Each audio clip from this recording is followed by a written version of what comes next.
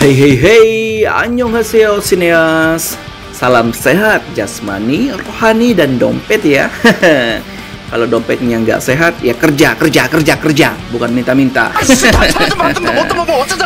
To the point langsung nih, karena film ini bagus, tegang dari awal sampai akhir.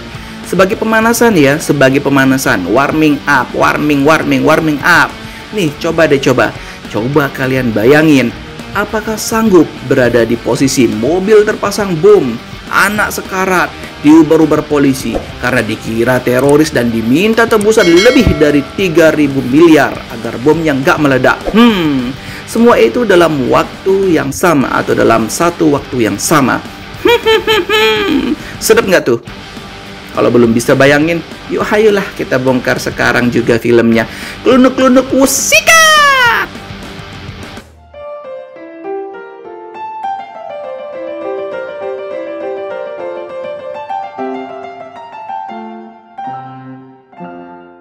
Oke, review kali ini masih menyangkut film Korea ya. Judulnya Hot Hit. Tapi kalau di bahasa Koreanya sih judulnya Balsin Jehan. Sutradara dari film ini adalah Kim Chang-ju. Penulis naskahnya sendiri Yoo Seung Hyuk. Pemeran utama Hot Hit 2021. Yang pertama ada Jo Wo Jin sebagai Sung Kyu. Nanti di sini akan memerankan seorang ayah. Yang kedua ada Lee Jae In sebagai anak pertama dari ayah tersebut. Dan ini nih, ciwi pasti tahu dong tokoh yang satu ini atau artis yang satu ini. Siapa lagi kalau bukan Ji Chang Wook. Hai, opa. Bukan opa yang ini. Yang ini loh. Sebagai Jin Woo. Tapi film ini bukan masalah cinta-cintaan ya. Dan si Abang Chang ini nantinya akan memerankan lakon antagonis utamanya loh. Penasaran? Wait and watch sampai akhir ya. Genre dari film ini adalah thriller, drama. Rilis pada tanggal 23 Juni 2021 dengan runtime atau total durasi sebanyak 94 menit. Langsung alurnya ya. Pagi itu kehidupan Bapak Sang Kyu yang diperankan oleh Jo Won Jin. Seperti biasa, tidurnya tidak bisa tenang karena anak lelakinya yang masih berusia sekolah dasar mengganggu tidur Pak Sang Kyu dengan menembakkan pistol mainan yang berisik tepat di telinga sang ayah. Gue kira suhu, ternyata cupu. Di pagi hari ia berangkat ke kantor dengan mobil merek Genesis. Wow, ini mobil mewah nih kalau di Korea. Sembari mengajak kedua anaknya. Anak yang pertama seorang gadis yang tenang, cewek cantik jelita, rupawan, suka menabung dan baik hati kepada orang-orang. Kira-kira seusia anak SMP lah. Dan anak kedua laki-lakinya nggak bisa diem, usil, jahil, tapi cakep. Lanjut. Namun tiba-tiba saat di perjalanan ada sebuah telepon asing atau dari nomor yang tidak dikenal yang berdering dari dalam dashboard mobil Pak Sung Kyu. Saat diangkat, telepon tersebut berkata, ada sebuah bom di bawah kursi mobilmu dan bom itu akan meledak jika kamu mencoba keluar dari mobil. Si peneror ini meminta tebusan uang 3.000 miliar. Setelah menerima telepon teror tersebut, Pak Sung Kyu bukannya panik, tapi malah menganggap telepon tersebut sebagai prank anak-anak belaka atau ada orang yang ingin menjahilinya. Dikira mau ulang tahun kali ya. Oke, next lanjut. Pak Sung Kyu adalah seorang direktur di sebuah bank swasta ternama di Korea yang memiliki banyak relasi VIP. Merasa awalnya itu adalah sebuah telepon prank, ya akhirnya Pak Sung Kyu tetap santai aja mengantarkan anaknya ke sekolah. Namun setibanya di sekolah anaknya yang kedua atau si ragil nih, si peneror ini nelpon lagi dah yang menyatakan kalau memang ancamannya itu memang benar ada. Akhirnya Pak Sung Kyu menjadi ragu dengan keberaniannya tersebut dan meminta anak-anaknya untuk tetap stay di dalam mobil sambil menyelidiki segala kemungkinan, memeriksa mobilnya secara perlahan. Ternyata benar aja rekan, benar ada bom di bawah kursi drivernya. Dan di situ si peneror ini menelpon lagi dan menyatakan bahwa kalau Pak Sung Kyu bergerak dari tempat duduknya, maka bom itu secara otomatis akan meledak. Dan satu lagi, jika Pak Sung Kyu tidak mematuhi semua instruksi atau perintah dari peneror, maka bom tersebut juga akan diledakkan dari kejauhan menggunakan remote control.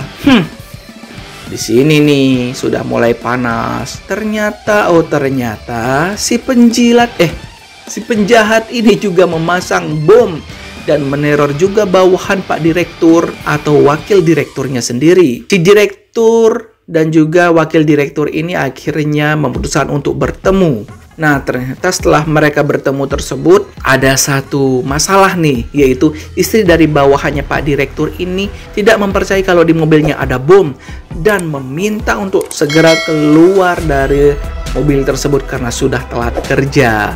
Nah, akhirnya di sini bawahannya Pak Direktur ini kelahi dengan istrinya, meminta untuk istrinya tidak keluar dari mobil karena takut jika istrinya keluar maka bom akan meledak di mobil bawahannya tersebut. Ya, ujung-ujung ceritanya si istri ini malah tetap ngotot. Akhirnya dar. Gila boy. Mobil bawahannya Pak Direktur ya meledak lah. Mulai panik. Nah, di sini nih Pak Dirut mulai kena mental. Tambah lagi anak keduanya atau anak ragilnya terkena serpihan dari ledakan yang terjadi nggak jauh dari tempat mobil Pak Sung Kyu berada barusan. Semakin lengkap deh kepanikan Pak Sung Kyu. Di sisi lain kita juga dilihatkan telepon dari pelaku atau peneror ini tidak pernah terputus karena dia juga mengancam jika akan menutup teleponnya atau memutus perbincangannya, dia juga akan meledakkan bom yang ada di mobil Pak Dirut. Penjahat ini akhirnya menginstruksikan Pak Dirut untuk mentransfer sejumlah uang dalam jumlah yang besar. Cara yang pertama yang terpikir yaitu dengan menguras tabungan pribadinya dan meminta istri Pak Dirut ke bank untuk mencairkan uangnya. Ya, ada sekitar 970 jutaan sih, sedikit. Singkat cerita, kita dilihati istri Pak Dirut ini akhirnya mengikuti perintah suaminya untuk menarik semua uang tabungan yang ada di bank dan membawanya pakai tas jinjing. Si penjahat pun menginstruksikan Pak Dirut agar dapat memerintah istrinya menaruh uang di tempat yang sudah dijanjikan. Ternyata tempat tersebut juga dibom oleh penjahat ini. Aduh, bangke banget deh tuh. Untung istri Pak Dirut nggak kena. Tapi nyaris sih, karena meledaknya bom ini tepat di belakang istri Pak Dirut. Intinya film hard hit ini memang berkutat di perjalanan Pak Sung Kyu atau Pak Dirut dan pelaku pengeboman dalam berkomunikasi secara daring. Bukan karena corona ya. Ceritanya simple lah, gampang diikuti dan pastinya selalu membuat kita tegang. Sampai akhirnya polisi mencurigai dengan beberapa ledakan bom yang terjadi dan mengira si Pak Dirut inilah yang menjadi dalang atau pelaku utama pengeboman. So, kalian tahu kan selanjutnya Pak Dirut diuber-uber oleh polisi dong. Kejar-kejaran antar kota, antar provinsi, patas. Nggak cuma pakai mobil, tapi pakai helikopter pun dilakukan oleh polisi Korea ini.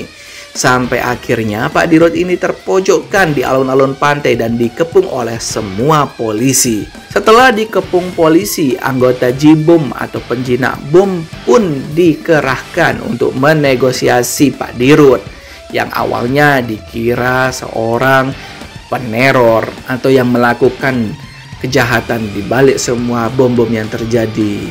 Namun akhirnya di situ sempat ada kode-kode yang ditunjukkan oleh Pak Dirut yang menunjukkan bahwa dirinya memang sedang diintimidasi, sedang diancam, sedang dalam tekanan dan dia menjadi korban atas peneroran sebelumnya. Akhirnya petugas penjinak bom ini pun mengerti kode tersebut dan meminta pihak kepolisian untuk memutus sinyal-sinyal telepon atau provider yang ada di sekitar pantai. Dalam keadaan terancam karena tidak mampu menolak keinginan pelaku. Dan segala cara dilakukan oleh tim gegana untuk menjinakkan bom rakitan sang pelaku, namun nihil. Bom tersebut belum dapat dinonaktifkan dari mobil. Tapi di sini berhasilnya adalah anak Pak Dirut yang kecil, yang ragil, yang kena serpihan bom berhasil dievakuasi dan akhirnya dirawat di rumah sakit. Tapi anak ceweknya nggak mau ninggalin ayahnya dan tetap berada di mobil itu bersama ayahnya. Alasan si anak ini simpel, karena ia melihat banyak juru tembak di atas gedung-gedung tinggi. Ia takut jika nanti ia meninggalkan ayahnya, sang polisi-polisi itu menembak ayahnya karena tuduhan pengeboman sebelumnya. Oke, next lanjut. Pak Sung Kyu dan anaknya benar-benar terperangkap di mobilnya dan gak bisa kemana-mana selain menuruti apa keinginan sang pelaku. Apakah permintaan sang pelaku selanjutnya? Ini mulai kita ulas tokoh antagonis atau penjahat utama Jin Woo yang diperankan oleh Abang Ji Chang, idola ciwi-ciwi emes nih Endolita. Next, balik ke cerita ya, kemunculan Abang Chang. Di sini kita pakai aja nama asli ya, biar lebih familiar. Tapi dia memerankan tokoh Jin Woo. Ingat Jin Woo, tapi nama aslinya Chang.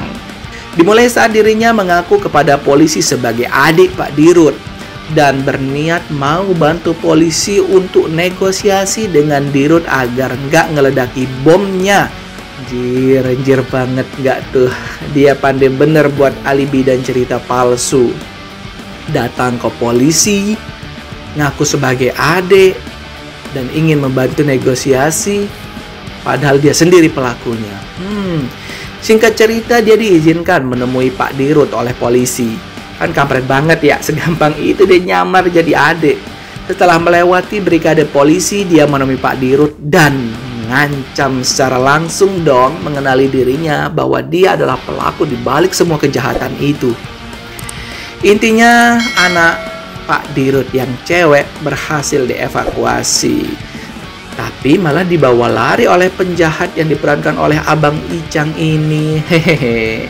Dan si Dirut kemudian disuruh kabur lagi dengan arahan dia. Mau nggak mau Pak Dirut harus kabur dong. Karena kalau enggak, mobilnya diledakin dan anaknya diancam juga akan dihabisi.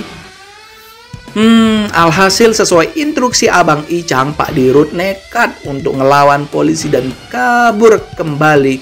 Klunuk, wush, gas. Titik terang terjadi saat istri Pak Dirut menonton live aksi suaminya yang kejar-kejaran sama polisi di TV tersebut. Dan langsung melapor ke polisi bahwa yang nemuin suaminya itu bukanlah saudara kandungnya, karena saudara kandung atau saudara asli dari Pak Dirut berada di luar negeri. Alhasil mustahil dong dia dapat menemui adiknya. Di sini akhirnya semua terungkap. Polisi mulai sadar dan mencari keberadaan Abang I Chang yang sudah diketahui identitasnya dan ternyata dia adalah pelakunya. Singkat cerita, posisi Abang I Chang kelacak oleh Pak Dirut dan bergegas nyelamatin anaknya karena di sini anak Pak Dirut ada sama Abang I Chang. Sampai di lokasi anaknya disekap dalam sebuah mobil lain dan Abang I Chang pun dari belakang masuk ke dalam mobil Pak Dirut. Pak Dirut gak bisa kemana-mana karena di bawah kursinya ada bom ya, jangan lupa ya saudara. Jadi dia hanya bisa melihat anaknya yang sedang disekap di mobil lain. Next, si Abang I Chang ini ngajak si Pak Dirut untuk bunuh diri dengan meledakkan bom yang ada di mobil itu. Karena dia juga menaruh timer ternyata saudara, nggak cukup banyak waktunya. Akhirnya Pak Dirut ini tidak punya pilihan lain dan menuruti juga kemauan Abang I Chang atau di sini peneror aslinya. Akhirnya mobil itu digas sekencang-kencangnya. Dan akhirnya mobil itu pun nyemplung ke laut. Dan tidak beberapa lama bom pun meledak. Kasihan ya pengorbanan seorang ayah. Tapi ternyata di sini namanya lakon ya, namanya pemain utama susah matinya. Pak Dirut tetap aja diselamatkan dan kembali ke keluarga. Tapi selamatnya seperti apa? Teknis penyelamatannya seperti apa? Mending tonton langsung deh filmnya. Intinya nih, kenapa si Abang I Chang ini benci banget sama keluarga Pak Dirut? Ya, itu karena dulu nggak jauh-jauh nih dari pekerjaan Pak Dirut sebagai manajer atau pegawai bank sebelum diangkat menjadi direktur utama. Dia waktu itu telah mengumpulkan banyak nasabah bank dengan investasi yang sangat banyak. Namun akhirnya investasi dari para nasabah tersebut dimanipulasi oleh Pak Dirut sehingga akhirnya nasabah-nasabah ini pun merugi. Salah satunya adalah keluarga dari Abang Icang atau peneror tersebut yang akhirnya tidak memiliki uang lagi sampai akhirnya tidak memiliki biaya untuk persalinan sang istri dan akhirnya istri ini meninggal. Itulah yang menyebabkan Abang Icang dendam dengan Pak Dirut. Kesan nonton film Hard Hit 2021, first impression sih saat menonton film Hard Hit yang aku kira cukup ternyata suhu sob. Semoga kita terhindar dari perbuatan yang menyakiti orang lain ya sob. Disengaja ataupun tidak disengaja. Serem oi.